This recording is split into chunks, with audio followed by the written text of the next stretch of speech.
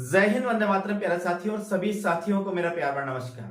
प्रिय साथियों, आज हम हल करने वाले हैं हिंदी साहित्य इतिहास का पहला टेस्ट है। और ये पहला टेस्ट का जो बनाया है साथियों, ये विगत प्रश्न को यानी कि पिछली कक्षाओं को, पिछले एग्जाम में जो प्रश्न आए उनको ध्यान में रखकर प्रिय साथियों यह टेस्ट बनाया गया है। और बहुत बेहतरीन प्रश्न है साथियों। जिस भी विद्यार्थी के पास यह टेस्ट पहुंचे, मुझे कमेंट के माध्यम जरूर बताकर जाइएगा साथियों का आपको प्रश्न कैसे लगे।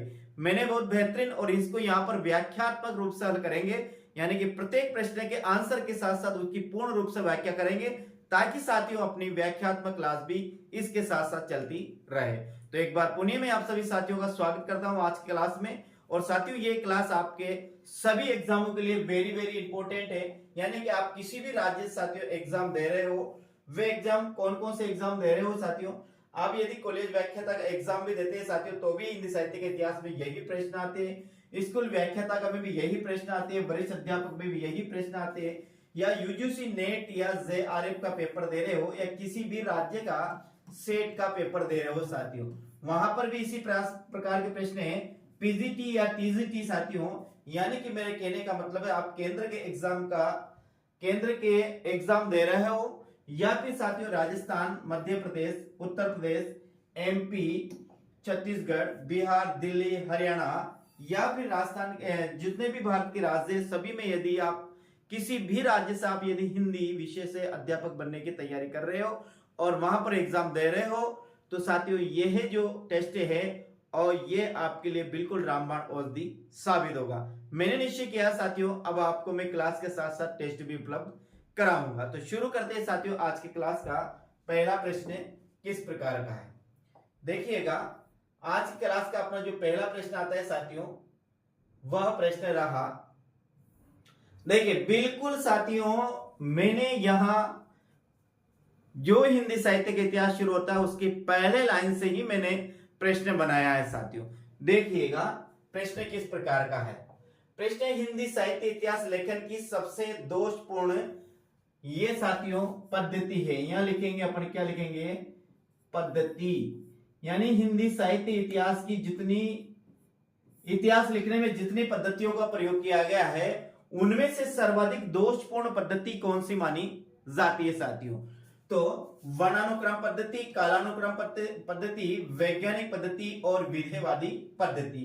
पहली बात तो आप समझिएगा, हिंदी साहित्य इतिहास लेखन की 4 पद्धतियां हैं और चारों ही यही पद्धतियां साथियों, वर्णानुक्रम पद्धति, कालानुक्रम पद्धति, वैज्ञानिक पद्धति और विधेयवादी पद्धति साथियों। तो आपको यहां पर आंसर देना है कौन सी साथियों, तो इसमें जो अपना आंसर होगा वर्णानुक्रम पद्धति साथियों हिंदी साहित्य इतिहास लेखन की सर्वाधिक दोषपूर्ण पद्धति मानी जाती है। इस पर 2 ग्रंथ लिखे गए साथियों, एक लिखा गया गारसाते तासी का लिखा गया और एक लिखा गया साथियों शिव सिंह सेंगर ने, शिव सिंह सरोज। 2 प्रकार के कालानुक्रम पद्धति पर भी साथियों 2 ग्रंथ लिखे गए। एक लिखा गया साथियों the modern vernacular literature of Hindustan, George Grierson का है, और दूसरा है साथियों मिश्र बंधु विनोद साथियों। ये 2 है, ये कालानुक्रम पद्धति पर लिखे गए ग्रंथ है साथियों। जॉर्ज ग्रियर्सन और मिश्र बंधु ने अपने दोनों, एक तो लिखा the modern vernacular literature of Hindustan लिखा, और एक लिखा साथियों मिश्र बंधु विनोद, मिश्र बंधु विनोद। ये 2 जो ग्रंथ है साथियों, ये लिखे गए किसके, कालानुक्रम पद्धति के आधार पर। इसके बाद अपन वैज्ञानिक पद्धति की बात करते हैं साथियों, तो आचार्य गणपति चंद्रगुप्त का हिंदी साहित्य का वैज्ञानिक इतिहास, जो हिंदी साहित्य का जो वैज्ञानिक इतिहास लिखा है वह वैज्ञानिक पद्धति पर आधारित है। और विधेयवादी पद्धति पर साथियों जो है वह है आचार्य शुक्ल का हिंदी साहित्य का इतिहास। ये लिखा गया है किस पर, विधेयवादी पद्धति पर आधारित। यानी हिंदी साहित्य इतिहास लेखन परंपरा में सर्वप्रथम विधेयवादी पद्धति का प्रयोग किया तो वह आचार्य रामचंद्र शुक्ल द्वारा किया गया। वैसे विधेयवादी पद्धति का जो जनक माना जाता है साथियों, वे कौन माना जाता है, वे माने जाते हैं तेन माने जाते हैं, और तेन का कहीं कहीं नाम साथियों बेन भी मिलता है। तो यहां पर अपना क्या होगा, पहला होगा वर्णानुक्रम पद्धति, पहला प्रश्न का आंसर होगा। इसके बाद देखिए साथियों, अगला अपना जो प्रश्न आता है वह अगला प्रश्न आता है 84 वैष्णव की वार्ता किसकी रचना है। क्या आता है? 84 वैष्णव की वार्ता किसकी रचना। जब साथियों हिंदी साहित्य का इतिहास लिखा गया तो इसके पहले 3 ग्रंथों का हमें वर्णन मिलता है। एक मिलता है भक्तमाल का, एक मिलता है 84 वैष्णव की वार्ता और एक मिलती है 252 वैष्णव की वार्ता। क्या क्या है साथियों? पहली बात इसका आंसर देखते हैं, 84 वैष्णव की वार्ता किसकी रचना है साथियों। तो 84 वैष्णव की वार्ता है वह गोकुलनाथ की रचना है। गोकुलनाथ ने एक तो लिखी साथियों 84 वैष्णव की वार्ता और एक लिखी 252 वैष्णव की वार्ता। ये दोनों जो ग्रंथ लिखे किसके द्वारा लिखे? गोकुलनाथ के द्वारा लिखे गए। अब यह देखिए साथियों, ये जो नाभादास ने लिखा, ये लिखा भक्तमाल। क्या लिखा? भक्तमाल। ये नाभादास का ग्रंथ है।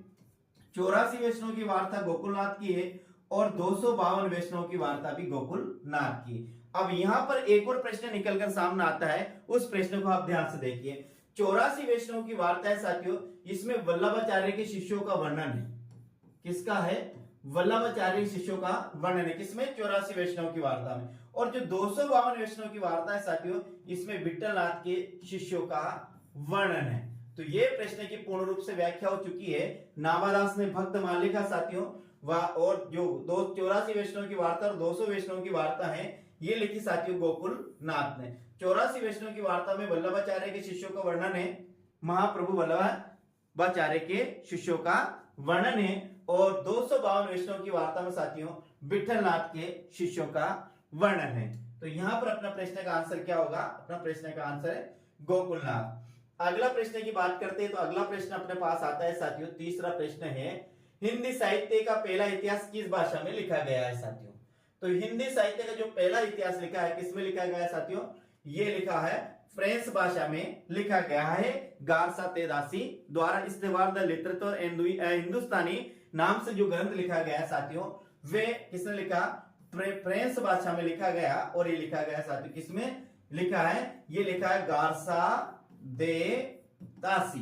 गारसा दे तासी। यानी कि यहां पर एक प्रश्न एक और निकलकर सामने आता है कि हिंदी साहित्य इतिहास का जो पहला इतिहास ग्रंथ लिखा गया है वो हिंदी भाषा में न लिखकर वो विदेशी भाषा में लिखा गया है। अगला प्रश्न की हम बात करते हैं। प्रश्न नंबर आता है अपना साथियों, चौथा प्रश्न आता है। चौथा प्रश्न आपसे क्या पूछता है देखिएगा, हिंदी भाषा में लिखा गया हिंदी का पहला ग्रंथ कौन सा है? यानी हिंदी भाषा में लिखा गया हिंदी साहित्य इतिहास का पहला ग्रंथ कौन सा है? गारसा दे तासी का है, शिव सिंह सरोज है, the modern vernacular literature of Hindustan है, या साथियों मिस्र बंधु विनोद है। पहली बात, गारसा दे तासी ने लिखा कौन सा ग्रंथ लिखा साथियों? गारसा दे तासी ने लिखा द इस्तेवार द लिटरेचर हिंदुस्तानी। शिव सिंह सरोज लिखा साथियों शिव सिंह सेंगर ने लिखा। शिव सिंह सेंगर ने लिखा। The modern vernacular literature of Hindustan लिखा साथियों किसने लिखा? जॉर्ज ग्रियर्सन ने लिखा। किसने लिखा? जॉर्ज ग्रियर्सन ने लिखा। मिस्र बंधु विनोद लिखा साथियों मिस्र बंधुओं ने लिखा। मिस्र किसने लिखा? मिस्र बंधुओं ने लिखा। इस प्रकार से चारों ग्रंथ ने लिखे। लेकिन प्रश्न पूछता है हिंदी भाषा में लिखा गया हिंदी का पहला साहित्य ग्रंथ कौन सा है? तो साथियों वह शिव सिंह सरोज जो लिखा शिव सिंह सेंगर ने। शिव सिंह सरोज है जो लिखा शिव सिंह सेंगर ने। यानी कि अब यहां पर एक प्रश्न निकलकर सामने आता है, यही प्रश्न लिखा है कि हिंदी भाषा में लिखा गया हिंदी साहित्य का पहला इतिहास ग्रंथ कौन सा है? तो साथियों अपना यहां पर आंसर क्या होगा? हिंदी भाषा में लिखा गया हिंदी साहित्य का पहला इतिहास ग्रंथ की बात करते हैं तो ये शिव सिंह सरोज है साथियों।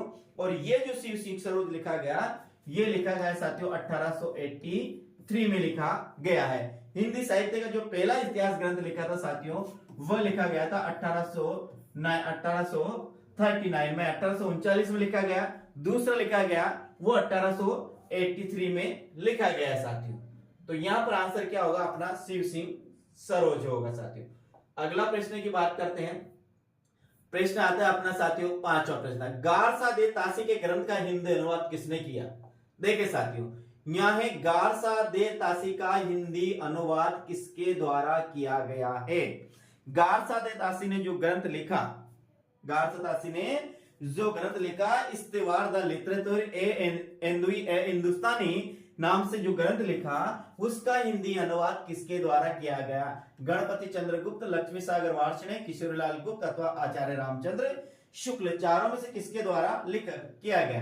तो यहां पर अपना उत्तर होगा साथियों बी, यानी लक्ष्मी सागर वार्ष्णेय ने गारसा देतासी द्वारा जो ग्रंथ लिखा गया है उसका हिंदी अनुवाद किया है साथियों। और जो किशोरीलाल गुप्त है साथियों, इसने हिंदी अनुवाद किया किसका? जॉर्ज ग्रियर्सन ने जो लिखा, कौन सा? The modern vernacular literature of Hindustan, उसका हिंदी अनुवाद किया किसने? किशोरीलाल गुप्त ने। तो यहां पर अपना आंसर क्या होगा? बी। और ये क्या है?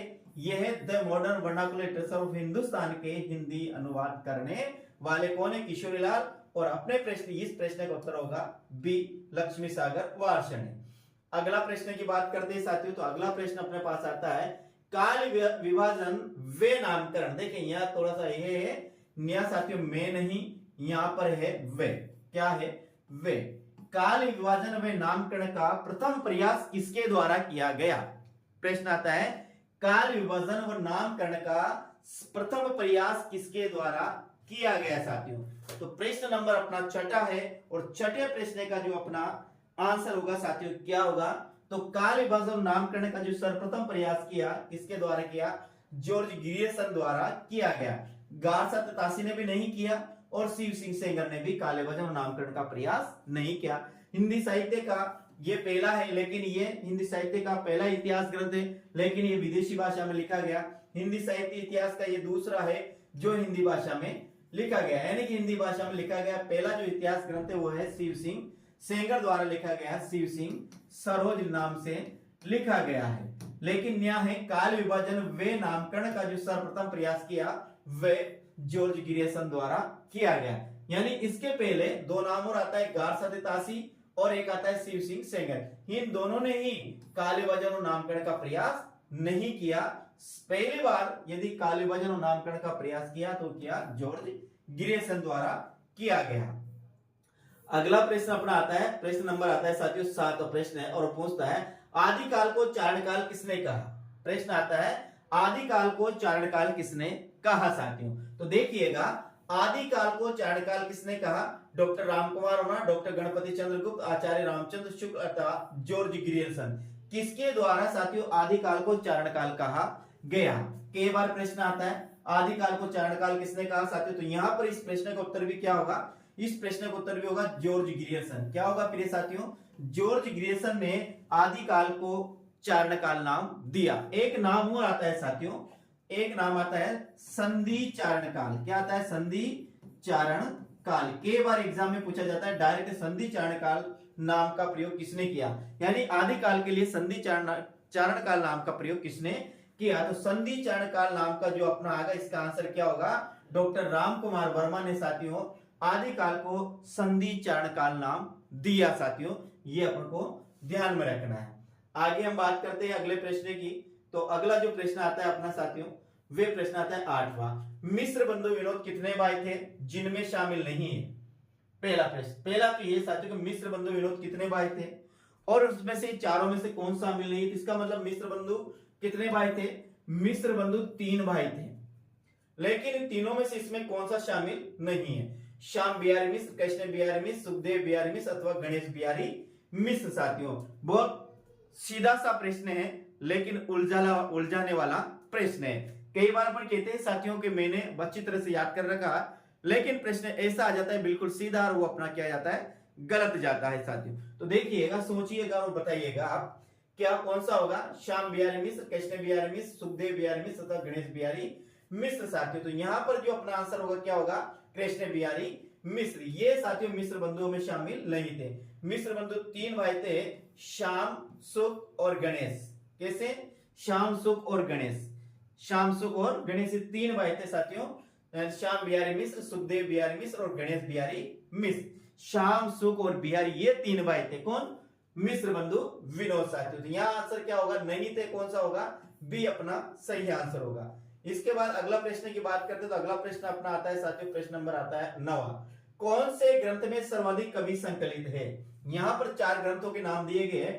पहला है साथियों शिव सिंह सरोज, जो किसने लिखा, शिव सिंह सेंगर ने लिखा। दूसरा है साथियों मिश्र बंधु विनोद, किसने लिखा, मिश्र बंधुओं ने लिखा, मिश्र बंधुओं ने लिखा। तीसरा है हिंदी साहित्य का आलोचनात्मक इतिहास, किसने लिखा, राम कुमार वर्मा ने लिखा, राम कुमार वर्मा ने लिखा। The modern vernacular literature of Hindustan किसके द्वारा लिखा है, जॉर्ज ग्रियर्सन द्वारा लिखा गया है। ये सभी शिव सिंह सेंगर, शिव सिंह सरोज, शिव सिंह सेंगर ने लिखा। मिश्र बंधु विनोद, मिश्र बंधु ने लिखा। हिंदी साहित्य का आलोचनात्मक इतिहास राम कुमार वर्मा ने लिखा। और the modern vernacular literature of Hindustan किसने लिखा, जॉर्ज ग्रियर्सन ने लिखा साथियों। लेकिन यहाँ अपने प्रश्न का उत्तर क्या देगा, कौन से ग्रंथ में सर्वाधिक कवि संकलित है साथियों, तो यहाँ पर अपना आएगा मिश्र बंधु विनोद में सर्वाधिक कवि संकलित है। लगभग प्रिय साथियों इसमें 5000 कवियों को स्थान दिया गया है। और वो आपसे यदि फैक्ट संख्या पूछता है साथियों, तो वो फैक्ट संख्या अपन को लिखनी है, कितनी है साथियों, वह फैक्ट संख्या है अपनी यहां पर आएगी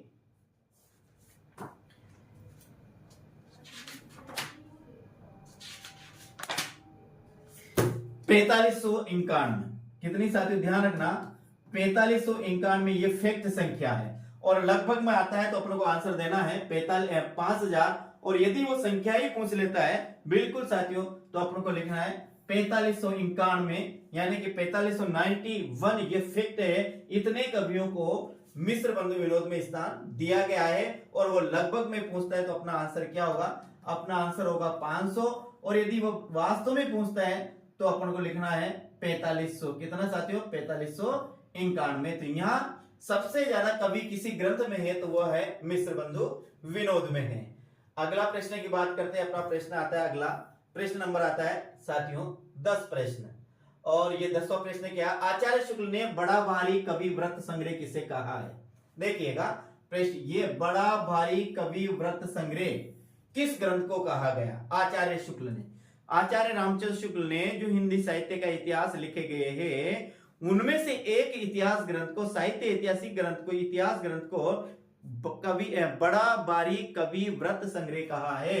तो इसमें किसको कहा, शिव सिंह सेंगर को, मिश्र बंधु विनोद को। हिंदी साहित्य का आलोचनात्मक इतिहास को था हिंदी काव्य धारा। देखो हिंदी काव्य धारा, रा ये राहुल सांस्कृत्यान, राहुल सांस्कृत्यान के साथ धारा, रा से राहुल सांस्कृतिक, ध्यान रखना साथियों। तो यह है मिश्र बंधु विनोद को आचार्य रामचंद्र शुक्ल ने बड़ा भारी कवि व्रत संग्रह कहा है। अपना आंसर क्या होगा, बी अपना सही आंसर होगा साथियों। प्रश्न नंबर अपना आता है, अगला प्रश्न है और प्रश्न आता है 11वां। आचार्य शुक्ल कृत हिंदी साहित्य का इतिहास कब प्रकाशित हुआ। आचार्य रामचंद्र शुक्ल ने जो लिखा है हिंदी साहित्य का इतिहास वो कब प्रकाशित हुआ साथियों। तो ध्यान रखिएगा 1829, 1839, 1929 और 1939। इसमें सही कौन सा है। देखिए बिल्कुल सीधा प्रश्न है लेकिन 29 में उलझ जाते हैं। यदि अपने कंठस्थ याद नहीं हो, अच्छी तरह से याद नहीं हो तो 29 में उलझ जाएंगे कि 1829 है या 1929 है या फिर 1839 या 1939 है साथियों। तो ये चीजें ऐसी चीजें हैं बिल्कुल सीधी और सरल चीजें, लेकिन इनको हम कंठस्थ याद करना है। तो यहाँ पर जो अपना आंसर आएगा 1839 अपना सही आंसर आ गया साथियों। क्या आएगा, 1839 गलत, ये आएगा साथियों 1929 सही आंसर है। क्या है, 1929 यह सही है। यानी कि 1929 में आचार्य रामचंद्र शुक्ल का जो हिंदी साहित्य का इतिहास लिखा गया उनके द्वारा वे प्रकाशित हुआ। और किसके द्वारा प्रकाशित किया गया साथियों, जो आचार्य रामचंद्र शुक्ल ने हिंदी साहित्य का इतिहास लिखा ये किसके द्वारा प्रकाशित किया, ये किया गया नागरी प्रचारणी सभा काशी द्वारा इसे प्रकाशित किया गया। और हिंदी शब्द सागर की भूमिका के रूप में किसने, काशी नागरी प्रचारणी सभा ने, काशी नागरी प्रचारिणी सभा ने इसे प्रकाशित किया गया। किसे, हिंदी शब्द सागर, हिंदी शब्द सागर की भूमिका के रूप में साथियों इसे प्रकाशित किया गया। किसे, आचार्य रामचंद्र शुक्ल का इतिहास कब प्रकाशित किया, 1929 में किया। किसने किया, काशी नागरी प्रचारणी सभा ने किया। किसमें, हिंदी शब्द सागर की भूमिका के रूप में इसे प्रकाशित किया गया। और बाद में इसे साथियों पुस्तक का आकार प्रदान किया गया। तो आंसर क्या होगा अपना 1929 अपना आंसर होगा। आगे हम बात करते हैं, अपना प्रश्न आता है साथियों 12वां प्रश्न है। और 12वां प्रश्न क्या पूछता है कि दोहरे नामकरण की पद्धति वाला साहित्य इतिहास ग्रंथ है। दोहरे नामकरण की पद्धति का मतलब है ऐसा कौन सा हिंदी साहित्य के इतिहास है जिसमें एक ही काल के लिए दो नामों का प्रयोग किया गया है, एक ही काल के लिए दो नामों का प्रयोग किया गया है। हिंदी साहित्य का आलोचनात्मक इतिहास, आज से याद रखना, आ राम, रा से अगर राम कुमार वर्मा। हिंदी साहित्य के इतिहास ये आचार्य रामचंद्र शुक्ल का है, आचार्य रामचंद्र शुक्ल का है। हिंदी साहित्य का इतिहास दर्शन नलिन विलोचन शर्मा का है, नलिन विलोचन शर्मा का है, साथियों ध्यान रखना है। और हिंदी साहित्य की कहानी यह है प्रभाकर माचवे के द्वारा लिखी गई है। ध्यान रखना हिंदी साहित्य का आलोचनात्मक, आज से याद रखना, आ राम से बनेगा राम कुमार वर्मा। हिंदी साहित्य का इतिहास है शुक्ल का। और साथियों हिंदी साहित्य का इतिहास दर्शन से याद रखना, नलिन विलोचन शर्मा द्वारा लिखा गया है हिंदी साहित्य का इतिहास दर्शन। और हिंदी साहित्य की कहानी लिखी गई है प्रभाकर मावचे द्वारा, इसके प्रभाकर मावचे द्वारा। लेकिन प्रश्न है दोहरे नामकरण की पद्धति का प्रयोग किया, तो दोहरे नामकरण की पद्धति का प्रयोग किया आचार्य रामचंद्र शुक्ल ने हिंदी साहित्य के इतिहास में। इन्होंने एक ही कालखंड के लिए दो दो नामों का प्रयोग किया साथियों। जैसे हम बात करते हैं पहला कालखंड आता है आदिकाल। आदिकाल के लिए साथियों इन्होंने जो प्रयोग किया वीरगाथा काल का भी प्रयोग किया, आदिकाल के लिए वीरगाथा काल का प्रयोग भी किया। इसके बाद बात करते हैं भक्ति काल या पूर्व मध्य काल का प्रयोग किया। क्या आदिकाल के लिए एक तो इन्हें किया आदिकाल, फिर आता है आदिकाल के बाद भक्ति काल, भक्ति काल के बाद आता है रीति काल, और रीति काल के लिए आता है साथियों बाद में आधुनिक काल। चार काल है। आदिकाल को इन्होंने वीरगाथा काल कहा, क्या कहा, वीरगाथा काल कहा। भक्ति काल को पूर्व मध्य काल कहा, क्या कहा, भक्ति काल को पूर्व मध्य काल कहा। रीति काल को साथियों इन्होंने उत्तर मध्य काल कहा, क्या कहा, उत्तर मध्य काल कहा। और फिर साथियों आधुनिक काल को साथियों इन्होंने गद्य काल कहा। यानी कि यहां जो होगा अपना आदिकाल, भक्ति काल, रीति काल, और इसको इन्होंने कहा गद्य काल, और इसे इन्होंने कहा आधुनिक काल। इसलिए इसने एक ही काल के लिए दो दो नामों का प्रयोग किया। तो दोहरे नामकरण की पद्धति वाला अपना जो ग्रंथ होगा इसमें आंसर होगा वो होगा हिंदी साहित्य का इतिहास आचार्य रामचंद्र शुक्ल द्वारा लिखा गया। साथियों अगला जो प्रश्न आता है अपने साथियों, प्रश्न नंबर अपना आता है 13वां प्रश्न। और क्या है, देखिए बिल्कुल बेहतरीन प्रश्न है, ध्यान समझने की कोशिश कीजिए। प्रश्न बोलता है क्या कि प्रत्येक देश का साहित्य वहां की जनता की चित्त वृत्तियों का संचित प्रतिबिंब होता है, किसका कथन है। प्रत्येक देश का साहित्य वहां की जनता की चित्त वृत्तियों का संचित प्रतिबिंब होता है, किसका कथन है। प्रसिद्ध कथन है और ये एग्जाम आता है, और आपको जिसने भी पढ़ाया होगा साथियों सभी ने इसके बारे में बोला होगा, आपको ये पता भी होगा। आचार्य हजारी प्रसाद द्विवेदी का, आचार्य रामचंद्र शुक्ल का, आचार्य महावीर प्रसाद द्विवेदी अथवा पंडित चंद्रधर शर्मा गुलेरी का। किसने कहा कि प्रत्येक देश का साहित्य वहां की जनता की चित्त वृत्तियों का संचित प्रतिबिंब होता है। आंसर होगा आचार्य रामचंद्र शुक्ल द्वारा ये उक्ति या यह कथन कहा गया है कि प्रत्येक देश का साहित्य वहां की जनता की चित्त वृत्तियों का संचित क्या होता है, प्रतिबिंब होता है। साथियों आगे हम बात करते हैं, प्रश्न अपना आता है साथियों 14 प्रश्न। क्या बोलता है, आचार्य रामचंद्र शुक्ल ने अपने साहित्य इतिहास ग्रंथ में किन किन से सामग्री ग्रहण की है। यानी आचार्य रामचंद्र शुक्ल ने जो उनका हिंदी साहित्य का इतिहास लिखा उनमें कौन कौन से ग्रंथों से सामग्री ग्रहण की है, कौन कौन से ग्रंथों का सहारा लिया है। तो मिश्र बंधु विनोद, मिश्र बंधुओं ने लिखा। हिंदी कोविद रत्नमाला बाबू श्याम सुंदर दास की रचना है। ब्रज माधुरी सार वियोगी हरि की रचना है। कविता कौमुदी राम नरेश त्रिपाठी की रचना है। या उपयुक्त सभी की, इसका आंसर क्या होगा कि आचार्य रामचंद्र शुक्ल ने अपने साहित्य इतिहास ग्रंथ में किन किन से सामग्री ग्रहण की है। तो ध्यान रखिएगा इस प्रश्न का आंसर क्या होगा, इस प्रश्न का आंसर होगा उपयुक्त सभी। आचार्य रामचंद्र शुक्ल ने सभी से सामग्री ग्रहण की है हिंदी साहित्य के इतिहास में। याद रखना मिश्र बंधु विनोद मिश्र बंधुओं का है। हिंदी कोविद रत्नमाला बाबू श्याम सुंदर दास शर्मा की है। ब्रज माधुरी साध वियोगी हरि की है। और कविता कौमुदी राम नरेश त्रिपाठी की है साथियों। और इसमें सर्वाधिक जो सामग्री ग्रहण की है वो मिश्र बंधु विनोद से ग्रहण की है, और इनका भी आंशिक रूप से इन सभी सामग्री ग्रहण की है। अगला प्रश्न की बात करते हैं साथियों, तो अगला प्रश्न अपना आता है, प्रश्न नंबर आता है 15वां। और 15वां प्रश्न क्या है, नागरी प्रचारणी सभाकृत हिंदी साहित्य का वृद्ध इतिहास कितने खंडों में प्रकाशित है। हिंदी साहित्य का जो सबसे बड़ा इतिहास माना जाता है, इतिहास साहित्य इतिहास ग्रंथ माना जाता है, वो है नागरी प्रचारणी सभाकृत हिंदी साहित्य का वृद्ध इतिहास, जिसका नाम है हिंदी साहित्य का वृहद इतिहास। यह है कितने खंडों में प्रकाशित है, 16, 14, 12 अथवा 10। साथियों बताइएगा कितने में है। नागरी प्रचारणी सभा काशी कृत हिंदी साहित्य का वृहद इतिहास, ये नाम है इसका। ये कितने खंडों में प्रकाशित है, तो यहां पर जो अपना आंसर होगा क्या होगा, ध्यान रखना, ये 16 खंडों में प्रकाशित है। तो प्रिय विद्यार्थियों, आज की क्लास की ये अपन के 15 प्रश्न थे। कैसे लगे? मेरे हिसाब से बहुत बेहतरीन प्रश्न है। आप इस चैनल पर बने रहे।